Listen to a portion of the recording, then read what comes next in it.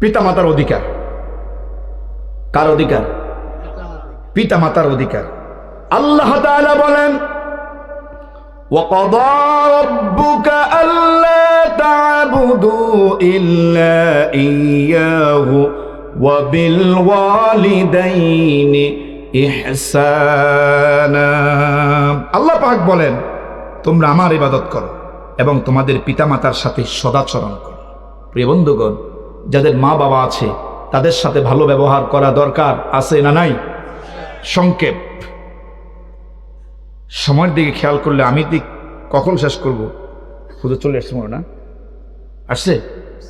যাক, 2 নম্বর পয়েন্ট, পিতামাতার অধিকার কি? সন্তান পিতামাতার সাথে সদাচরণ করবে। সন্তান পিতামাতার সাথে সদাচরণ, এই আয়াতের ব্যাখ্যা। 1 নাম্বার, তাদের প্রতি শ্রদ্ধাশীল হবে। পিতামাতার প্রতি কি হবে? শ্রদ্ধাশীল হবে। নাম্বার 2, তাদেরকে কষ্ট দেওয়া যাবে না। নাম্বার 3, তাদের জন্য দোয়া করবে, রব্বির হামহুমা কামা রব্বায়ানি। নাম্বার 4, তাদের খেদমত করবে। নাম্বার 5,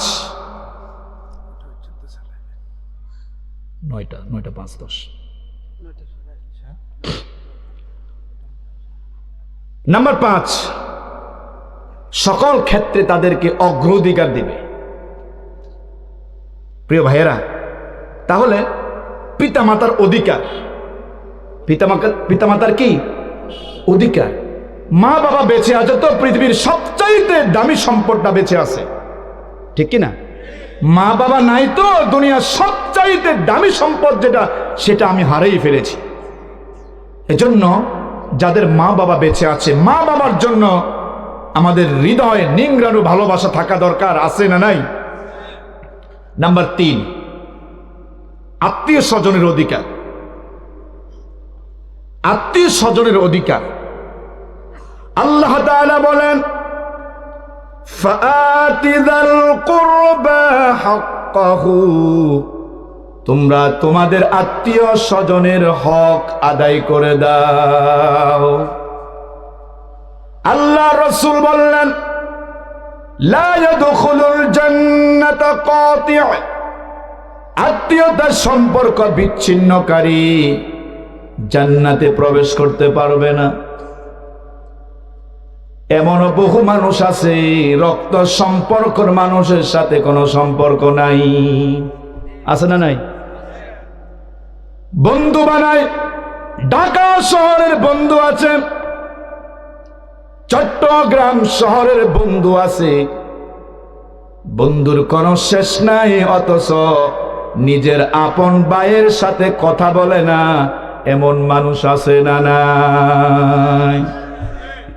নিজের ভাইয়ের সাথে সম্পর্ক নাই, বোনের সাথে সম্পর্ক নাই, ফুফুর সাথে সম্পর্ক নাই, রক্ত সম্পর্কের আত্মীয় স্বজনের সাথে সম্পর্ক নাই, অথচ হেটা আরেক বন্ধুলে জীবনে দিলেন।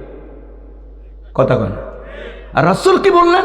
লা ইয়াদখুলুল জান্নাতা কাতি', আত্মীয়তা সম্পর্ক ছিন্নকারী আল্লাহর জান্নাতে প্রবেশ করতে পারবে। আল্লাহ রাসূল বিশ্বনবী মুহাম্মদুর রাসূলুল্লাহ সাল্লাল্লাহু আলাইহি ওয়াসাল্লাম বলেন, যারা আত্মীয়তার সাথে সম্পর্ক বজায় রাখবে, আল্লাহ রাব্বুল আলামিন তাদেরকে 2টা পুরস্কার দান করবেন। কয়টা? 2টা পুরস্কার দিবেন। যারা আত্মীয় স্বজনের সাথে সুসম্পর্ক রাখে, রক্তের সম্পর্ক মানুষ যারা আছে তাদের সাথে সম্পর্ক জোরদার করে, তাদের সাথে ভালো সম্পর্ক রাখে, বিপদে মুসিবতে দৌড়ায়া যায়, সুখে দুঃখে তাদের সহযোগিতা করে, যদি এই রকম সম্পর্ক বজায় রাখে, রাসূলুল্লাহ বললেন তাদেরকে আমার মালিক 2টা পুরস্কার দান করবে। কয়টা পুরস্কার? সেই পুরস্কারগুলোকে শোনেন। আল্লাহর নবী মুহাম্মদুর রাসূলুল্লাহ সাল্লাল্লাহু আলাইহি ওয়াসাল্লাম বলেন, আমার উম্মতেরা শোনো, যদি তোমার আত্মীয় স্বজনের সাথে সুসম্পর্ক রাখতে পারো, আমার আল্লাহ রাব্বুল আলামিন তোমাকে 1 নাম্বার পুরস্কার দিবেন, আল্লাহ তোমার রিজিকের মধ্যে বরকত দান করবে। 1 নাম্বার পুরস্কার। বইনেরে খাওয়াইলে রিজিক কমে না বাড়ে? ফুফুরে খাওয়াইলে রিজিক কমে না বাড়ে?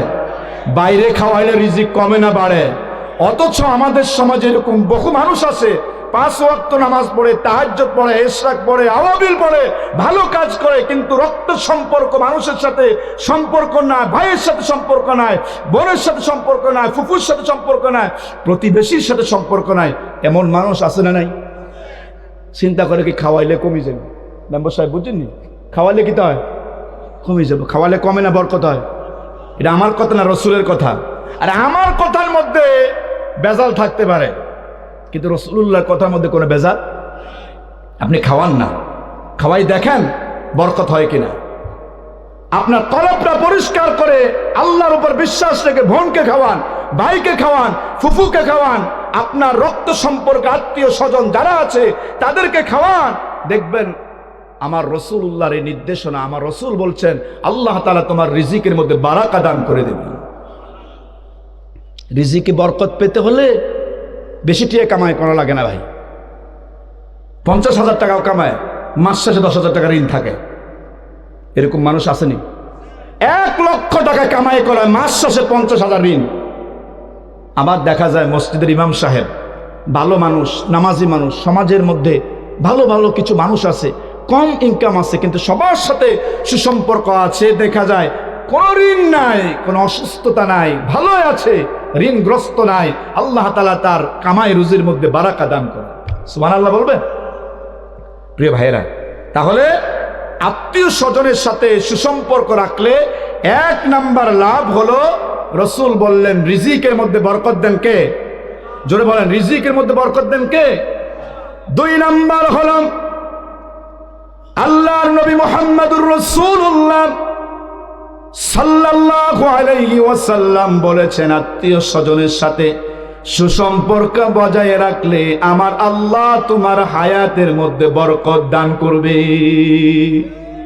হায়াতে বরকত হবে ভাই। অসুস্থ অবস্থায় হসপিটালের বেডে শুয়ে আছো, অসুস্থ অবস্থায় ঘরের বিছানায় শুয়ে আছো, হায়াত শেষ দিকে চলে গেছে, রাসূলুল্লাহ সাল্লাল্লাহু আলাইহি ওয়াসাল্লামের এই আমলটা জারি রাখো, আত্মীয় স্বজনের সাথে সুসম্পর্ক রাখো। আমার রসুল বললেন আল্লাহ তোমার হায়াতের মধ্যে বরকত দান করবে। সুবহানাল্লাহ। তাহলে কি শিখলাম আজকের আলোচনা থেকে? আত্মীয় স্বজন, আপন আত্মীয় স্বজন, বন্ধু বান্ধব, রক্ত সম্পর্ক যারা আছে তাদেরকে যদি খাবারের ব্যবস্থা করি, তাদের সাথে যদি সুসম্পর্ক রাখি, তাদের খোঁজখবর যদি নেই, আল্লাহ রসুল বললেন 2টা লাভ। একটা হলো রিজিকে বরকত, আর একটা হলো হায়াতের মধ্যে আল্লাহ বরকত দিবে। সুবহানাল্লাহি ওয়া বিহামদিহি। এই হাদিসের শিক্ষা হলো 3টা। বলেন কয়টা? 1 নাম্বার হলো আত্মীয় স্বজনের সাথে সম্পর্ক রক্ষা করা ফরজ। কথা বলেন, কি ফরজ? নামাজ পড়া সুন্নত না ফরজ? কথা বলেন, নামাজ পড়া সুন্নত না ফরজ? নামাজ পড়া যেমন ফরজ, আত্মীয় স্বজনের সাথে সুসম্পর্ক রাখাও তেমন ফরজ। এই হাদিস আমাদেরকে শিক্ষা দেয়। নাম্বার 2, আত্মীয় স্বজনের সম্পর্ক ছিন্নকারী কবিরা গুনাহগার। রাসূল অন্য হাদিসে বলছেন জান্নাতে প্রবেশ করতে পারবে। 3 নাম্বার, আত্মীয়দের হক আদায় করলে আল্লাহ পাক রিজিকের মধ্যে বারাকা দান করেন। সুবহানাল্লাহ। তাহলে আত্মীয় স্বজন আমার থেকে হক পাও না, আমার থেকে হক কি পাও না, অধিকার। তাদের অধিকার বুঝিয়ে দেওয়া আমাদের দরকার আছে না নাই? এবার আসেন 4 নাম্বার, প্রতিবেশীর অধিকার। কার অধিকার? প্রতিবেশীর অধিকার। গুরুত্বপূর্ণ একটা পয়েন্ট, ব্যাখ্যা দিয়ে কথাটা শোনাব। আল্লাহর রাসূল বিশ্বনবী মুহাম্মদুর রাসূলুল্লাহ সাল্লাল্লাহু আলাইহি ওয়াসাল্লাম বলেন, ওয়াল্লাহি লা ইউমিনু, ওয়াল্লাহি লা ইউমিনু, ওয়াল্লাহি লা ইউমিনু। قيل من يا رسول الله؟ قال الذي لا يؤمن جاره بوائقه। আল্লাহ নবী বললেন, আল্লাহর কসম সেই মুমিন নয়, আল্লাহর কসম সেই মুমিন নয়, আল্লাহর কসম সেই মুমিন নয়। কয়বার? রাসূলুল্লাহ 3 বার বললেন সে মুমিন নয়, আল্লাহর কসম মুমিন নয়, 3 বার বললেন। সাহাবীরা জিজ্ঞাসা করলেন, ইয়া রাসূলুল্লাহ, ইয়া হাবিবাল্লাহ, কে সেই ব্যক্তি মুমিন নয়? আল্লাহ রাসূল বললেন, যার অনিষ্টতা থেকে তার প্রতিবেশী নিরাপদ নয়, সেই কখনো মুমিন হতে পারে না। ঠিক কি না? আপনার জবান, আপনার কাজ, আপনার চলাফেরায়, আপনার উঠা বসায় যদি আপনার প্রতিবেশী কষ্ট পায়, নামাজ পড়তে পারেন, রোজা রাখতে পারেন, হজ যাকাত করতে পারেন, ভালো বন্দেগী করতে পারেন, আমার রাসূলের ঘোষণা মতো আপনি মুমিন হতে পারেন নাই। ঠিক না? জমিন আইল আসেনি, কথা কর আসেনি, ও কাটতে কাটতে এমন অবস্থা হয় লাইনে টোয়াই পাওয়া যায় না। আপনার জমির পাশে যে আরেকটা জমিন আছে, এটা তো আপনার প্রতিবেশীর জমি।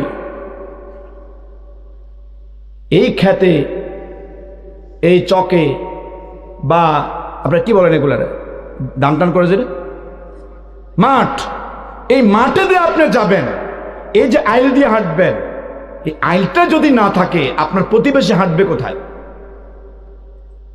খেয়াল রাখতে হবে। আইল কাটিন না, মানুষের কিন্তু অভাব নেই, কথা বলেন, পরিমাণ মতো কাটেন, কিন্তু আপনি প্রতি বছর কাটতে কাটতে জমি বাড়ায়। জমি বাড়ায় না পার্টি আমাদের দেশে আছে না নাই? জমি হলে 2 ঘন্টা, 10 বছর পরে 2.5 ঘন্টা হয়ে গেছে। কিরে ভাই, জমি বাড়ে? জমি তো তোর নকশায় আছে, আর আছে, বিয়েছে, দলিলে, সব জায়গায় 2 ঘন্টা, মাফি দেখে 2.5 ঘন্টা। কারণটা কি? ওই যে প্রতি বছর কোবাইতে আসো, কোবাইতে লইয়েছ আধা ঘন্টা এইদিকে, অথচ নামাজ পড়তে কোফার দাগ বাড়াই দিস। আসেনি মুসল্লি, আসেনি এরকম? এবার আসেন, প্রতিবেশীর সাথে সুসম্পর্ক গুরুত্বপূর্ণ একটা বিষয় ভাই। আপনার প্রতিবেশীর সাথে সম্পর্ক নাই, আজকে রাতে আপনি মরেন, আপনার শত বন্ধু লাকসাম, ঢাকায়, কুমিল্লা, চট্টগ্রাম থাকতে পারে, আপনি আজকে রাত্রে মরেন, দেখবেন সবার আগে আপনার ঘরের দরজায় যিনি আসবেন তিনি হচ্ছেন আপনার প্রতিবেশী, অথচ হাতের কোনো দাম নাই। আজকে রাতে আপনার ঘরে আগুন লাগুক, আমি বলি না যে আগুন লাগবে, আবার উল্টা বসিয়েন না, আজকে যদি আগুন লাগে ভাই, আপনি বলেন, তোমার শত বন্ধু থাকতে পারে, তোমার প্রতিবেশী সবার আগে আসে তোমার আগুনটা নিভাবে, অত প্রতিবেশীর সাথে সম্পর্ক। আল্লাহ তাআলা আমাদেরকে বুঝার তৌফিক দিন, বলেন আমিন। আল্লাহ রাসূল বলেন আরেকটি হাদিস, মান কানা ইউমিনু বিল্লাহি ওয়াল ইয়াউমিল আখির ফালা ইউজি জারাহু। আল্লাহ রাসূল বলেন, যেই ব্যক্তি আল্লাহ ও আখিরাতে বিশ্বাস করে, সেই যেন তার প্রতিবেশীকে কষ্ট না দেয়। যে ব্যক্তি আল্লাহকে বিশ্বাস করে, আখিরাতকে যেই ব্যক্তি বিশ্বাস করে, সে যেন তার প্রতিবেশীকে কষ্ট না দেয়। আপনি এমন জায়গা করই গাছ লাগাইছেন, কি গাছ? এমন জায়গায় করই গাছ লাগাইছেন, একটা শেষ সীমানাত। এই গাছের ডাল আপনার প্রতিবেশীর বাড়ির অর্ধেক পর্যন্ত এটা গ্রাহ করছে, কথা কোন এরকম আসেনি? আপনারা যদি বলে ভাই গাছটা কেটে দেন, সময় নাই তো কাটিলেও, আচ্ছা এই কাটি মানে গাছটাতে কাটতে কইছেন, এই দায়িত্বটা কি যার বাড়িতে গাছ গাছে তার নাকি আপনার? মানে কত যে প্রতিবেশীকে কষ্ট দেয়, আমি যদি এক একটা করে পয়েন্ট ভিত্তিক বলতে থাকি অনেক লম্বা সময় বলা লাগবে। প্রতিবেশীর এমন কি আশ্চর্য ব্যাপার, মানে সামাই দেখতে পারে না।